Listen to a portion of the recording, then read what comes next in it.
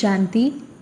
அவ்யக்த முரளி 4-10-1981. முரளியின் தலைப்பு என்ன சக்தியின் மகத்துவம். பாப்தாதா அனைத்து குழந்தைகளுக்கும் இறுதி நிலை, அதாவது சம்பன்னம் மற்றும் சம்பூர்ண நிலை என்ற இந்த சக்திசாலி நிலையின் அனுபவம்தான் செய்விக்கிறார்.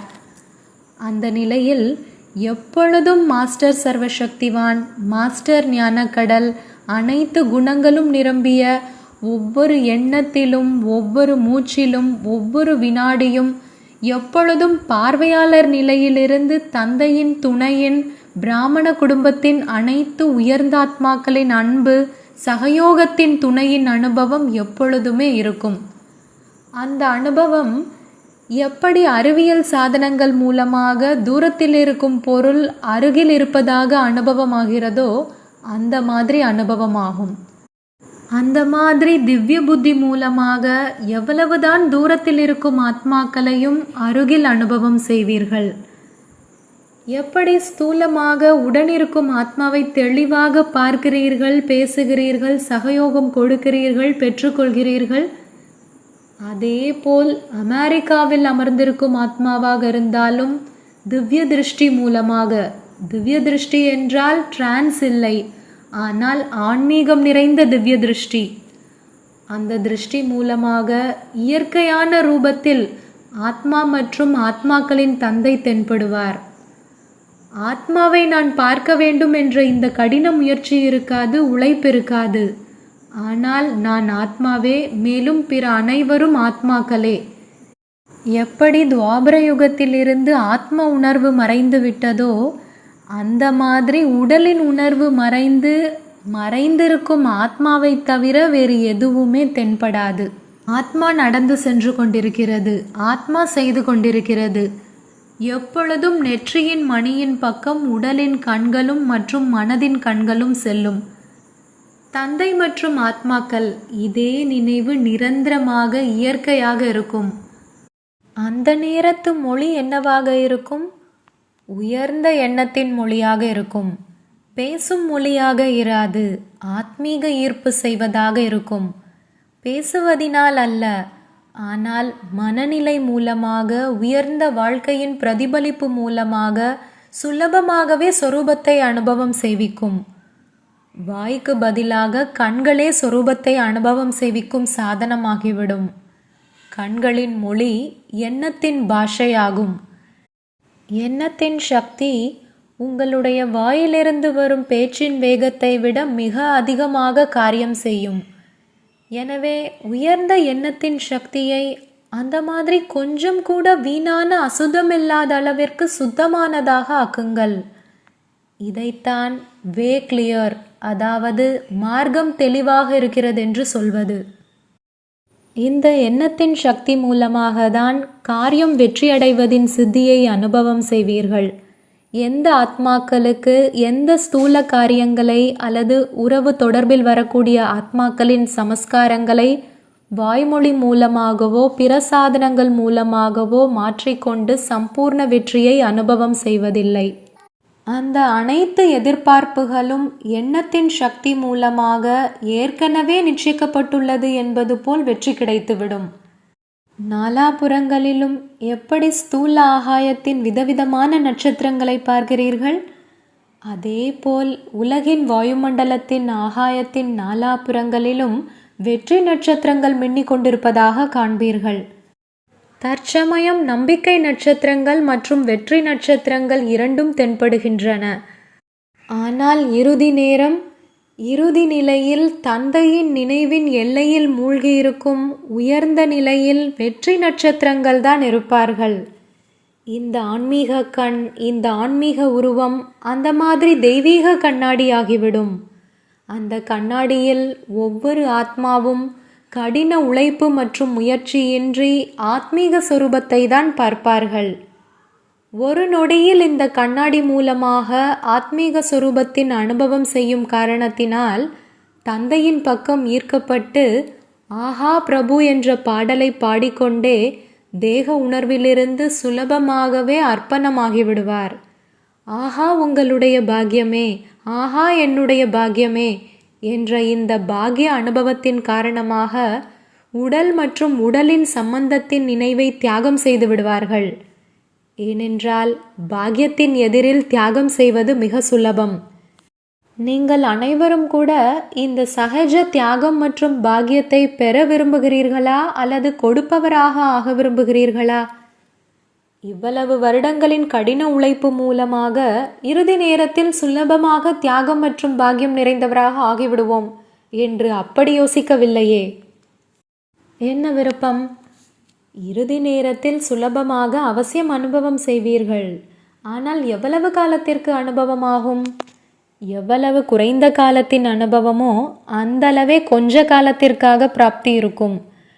நீங்கள் அனைவரும் நீண்ட காலத்தின் துணைவர்களாகவும் மற்றும் நீண்ட காலத்து ராஜ்ய அதிகாரிகளாகவும் இருக்கிறீர்கள். இறுதி நேரத்தின் பலகீனமான ஆத்மாக்களுக்கு மகாதானி வரதானி ஆகி அனுபவத்தின் தானம் மற்றும் புண்ணிய காரியத்தை செய்யுங்கள். இந்த ஒரு நொடியின் சக்திசாலியான நிலை மூலமாக செய்த புண்ணியம்தான் அரை கல்பத்திற்காக பூஜைக்குரியவராகவும் மகிமைக்கு தகுதியானவராகவும் ஆக்கிவிடும்.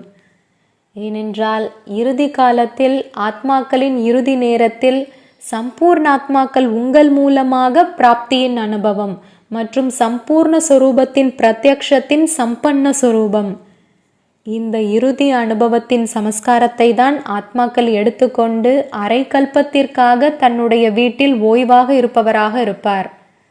சிலர் பிரஜையாவார்கள், சிலர் பக்தர்கள் ஆவார்கள். எனவே இறுதி நேரத்தின் இறுதி நினைவின் மூலமாக துவாபர யுகத்தில் பக்தி நிறைந்த வாழ்க்கையில், அதாவது உயர்ந்த பக்த மாலையில் உயர்ந்த மணி ஆத்மாக்களாக ஆகிவிடுவார்கள். சிலர் உலக அதிகாரியின் ரூபத்தில் பார்ப்பார்கள். சிலர் பிரஜையாவதின் சமஸ்காரத்தின் காரணமாக உங்களுடைய ராஜ்யத்தில் பிரஜையாகி விடுவார்கள். சிலர் மிக உயர்ந்த பூஜைக்குரிய சுரூபத்தில் பார்க்கிறார்கள் என்றால் பக்தாத்மாக்கள் ஆகிவிடுவார்கள். அந்த மாதிரி உயர்ந்த நிலை மூலமாக அந்தளவு சித்தியை அடைந்து விடுவீர்கள். அந்த மாதிரி உயர்ந்த நிலையின் அனுபவம் செய்து கொண்டிருக்கிறீர்களா? எண்ணத்தின் கஜானாவின் மகத்துவத்தை தெரிந்து கொண்டு உயர்ந்த எண்ணத்தின் சக்தியை சேமித்து கொண்டிருக்கிறீர்களா? இறுதி நிலை என்னவென்று புரிந்து கொண்டீர்களா?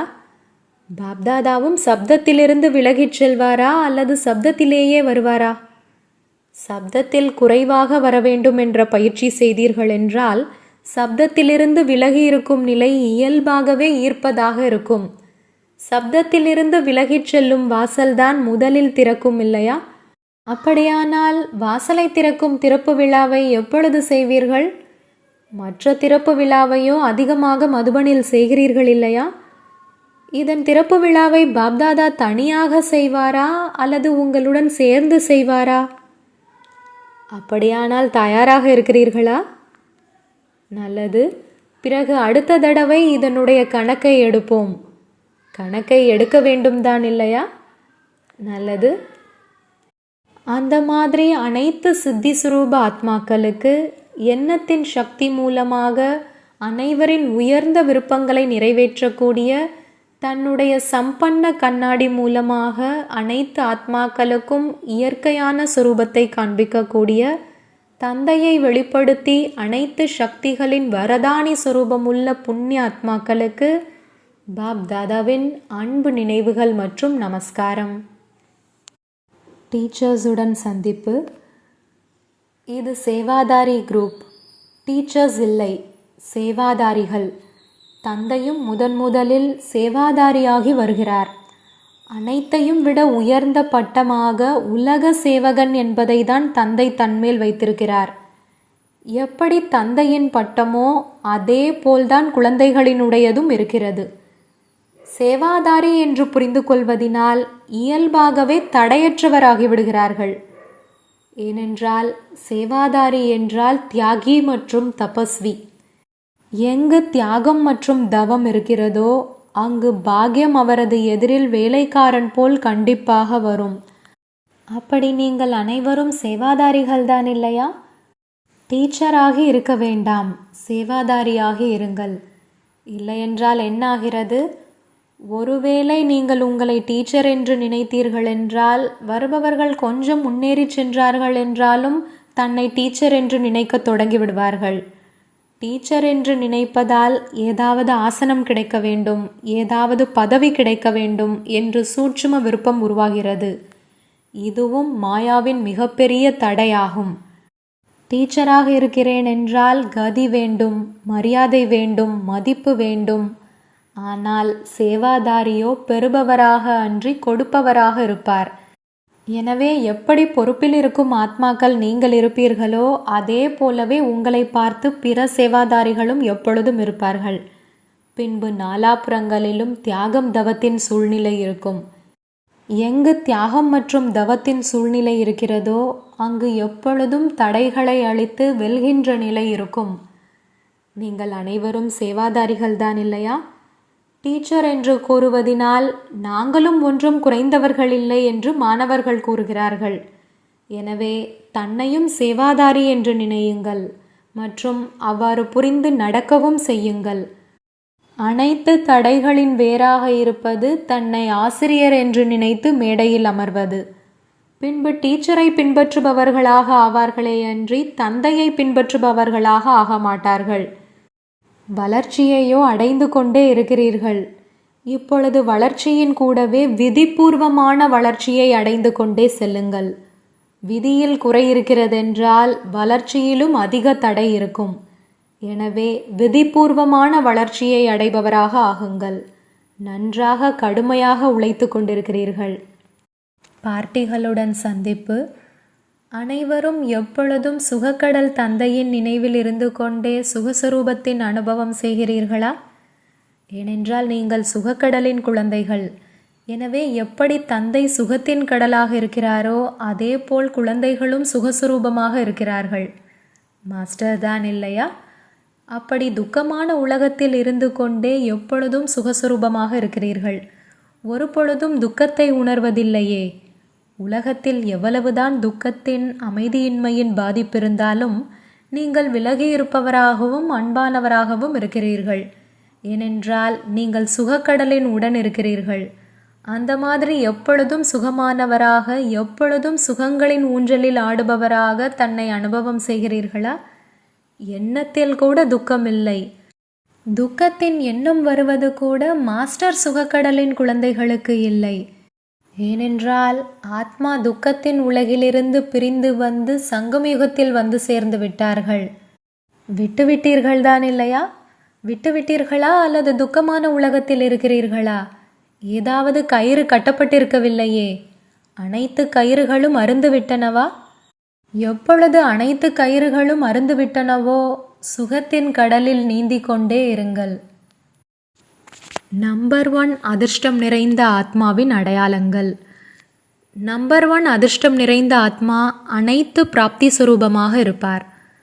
அவர் சர்வ குணங்கள், சர்வ கஜானாக்கள், அனைத்து சக்திகளின் பிராப்தி எனும் ஊஞ்சலில் எப்பொழுதும் ஆடிக்கொண்டே இருப்பார். இப்பொழுதிலிருந்து அவருடைய வாழ்க்கையில் பிராப்தி இல்லாத பொருள் ஒன்றுமே இருக்காது. ஒவ்வொரு வினாடி, ஒவ்வொரு மூச்சு, ஒவ்வொரு எண்ணமும் அளவில்லா கஜானாக்களை பிராப்தி செய்விப்பதாக இருக்கும். அவருடைய வாழ்க்கையின் ஒவ்வொரு அடியிலும் முன்னேறும் கலையின் அனுபவம் இருக்கும். அவர்களுக்கு நாலாபுறங்களிலும் அநேக விதமான கஜானாக்கள் தான் தென்படும். அவருக்கு ஒவ்வொரு ஆத்மாவும் மிக அன்பான அனாதி சம்பந்தத்தின் சகோதரன் சொரூபத்தில் தன்னுடையவராக அனுபவமாகும். அவருடைய மனதில் ஒவ்வொரு ஆத்மாவிற்காகவும் இந்த அனைத்து ஆத்மாக்களும் எப்பொழுதும் சுகமானவர்களாக மற்றும் அமைதி நிறைந்தவர்களாக ஆகிவிட வேண்டும் என்ற சுபபாவனை மற்றும் நல்ல விருப்பங்கள் தான் வெளிப்படையான ரூபத்தில் இருக்கும். அவர் எல்லைக்கு அப்பாற்பட்ட நிலையில் இருப்பார். எனவே எல்லைக்கு அப்பாற்பட்ட சம்பந்தம், எல்லைக்கு அப்பாற்பட்ட ஞானம், எல்லைக்கு அப்பாற்பட்ட உள்ளுணர்வு, எல்லைக்கு அப்பாற்பட்ட ஆன்மீக அன்பு இருக்கும் காரணத்தினால் சுகஸ்வரூபம் இருக்கும்.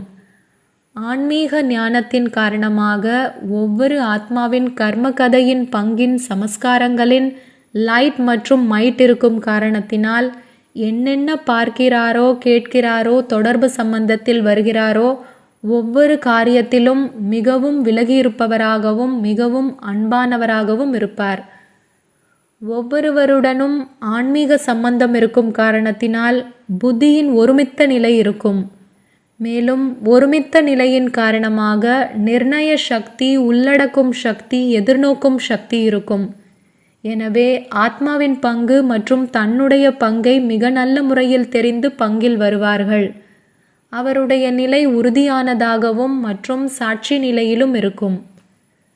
அந்த மாதிரி அதிர்ஷ்டம் நிறைந்த ஆத்மா ஒவ்வொரு எண்ணம் மற்றும் காரியத்தை, ஒவ்வொரு விஷயத்தை 3 காலத்தையும் தெரிந்தவர் என்ற நிலையிலிருந்து பார்ப்பார்கள். எனவே கேள்விக்குறி இருக்காது, எப்பொழுதும் முற்றுப்புள்ளி இருக்கும். அவர்களுக்கு எந்த விஷயத்திலும் என்ன ஆனது, ஏன் ஆனது என்ற ஆச்சரியமும் இருக்காது. எப்பொழுதும் ஒன்றும் புதிதல்ல என்ற நிலை இருக்கும். இதுதான் நம்பர் 1 அதிர்ஷ்டம் நிறைந்தவரின் அடையாளங்கள். மகாவீரர்களின் உயர்ந்த சேவையின் சொரூபம் மற்றும் அவர்களின் விசேஷ சேவை எண்ணத்தின் சக்தி மூலமாக சேவை செய்வது. எப்படி முந்தைய காலத்தில் பறவைகள் மூலமாக செய்தி அனுப்பினார்கள், அதேபோல் நீங்கள் எண்ணத்தின் சக்தி மூலமாக எந்த ஒரு ஆத்மாவிற்காகவும் சேவை செய்ய முடியும். எண்ணத்தின் பட்டனை அழுத்தியவுடன் செய்தி சென்றடைந்துவிடும். எப்படி சூட்ச்ம உடல் மூலமாக சேவை செய்ய முடியும், அதேபோல் எண்ணத்தின் சக்தி மூலமாக அநேக ஆத்மாக்களின் பிரச்சனைகளை தீர்வு செய்ய முடியும். தன்னுடைய உயர்ந்த எண்ணத்தின் ஆதாரத்தினால் அவர்களுடைய வீணான மற்றும் பலகீனமான எண்ணத்தை பரிவர்த்தனை செய்ய முடியும். இந்த விசேஷ சேவை நேரத்திற்கு தகுந்தாற்போல் அதிகரித்து கொண்டே இருக்கும். நல்லது. வரதானம். மாஸ்டர் சர்வசக்திவானின் நினைவு மூலமாக மாயாவை வென்றவரிலிருந்து உலகை வென்றவர் வெற்றி அடைபவர் ஆகுக. எந்த குழந்தைகள் மாயா ஏன் வந்துவிட்டது தெரியவில்லை என்று அதிகமாக யோசிக்கிறார்களோ, மாயாவும் அவ்வாறு பயந்திருப்பவரை பார்த்து தாக்குதல் செய்து விடுகிறது. எனவே யோசிப்பதற்கு பதிலாக எப்பொழுதும் மாஸ்டர் சர்வசக்திவானின் நினைவில் இருந்தீர்கள் என்றால் வெற்றியடைபவர் ஆகிவிடுவீர்கள்.